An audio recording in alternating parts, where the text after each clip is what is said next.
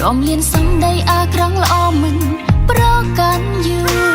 จุดอ่อนมันត្រឹមជាសង្សារគឺបដិញ្ញាថាយកអូនជាគូ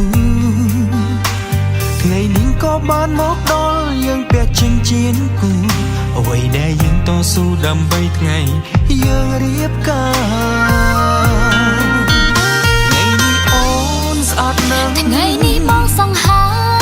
បងសន្យាសាងគ្រួសារមួយដ៏មានសុភមង្គលអូនធ្វើប្រងពុនល្អមិនឲ្យបងខ្វាយខ្វល់សុភមង្គលស្ថិតលើយល់ចិត្តគ្នាថ្ងៃនេះអូនស្អាតណាស់ថ្ងៃនេះមកសង្ហាបងសន្យាសាងគ្រួសារមួយដ៏មានសុភមង្គលធ្វើជាប្តីប្រពន្ធត្រូវអត់អានយកយកសុភមង្គលមានជាដរាថ្ងៃនេះអូនស្អាតណាស់ថ្ងៃនេះមកសង្ហាបងសន្យាសាងគ្រួសារមួយដែលពេញដោយសុភមង្គលអូនធ្វើប្រងពុនល្អមិនឲ្យបងខ្វាយខ្វល់សុភមង្គលស្ថិតលើយល់ចិត្តគ្នាថ្ងៃនេះអូ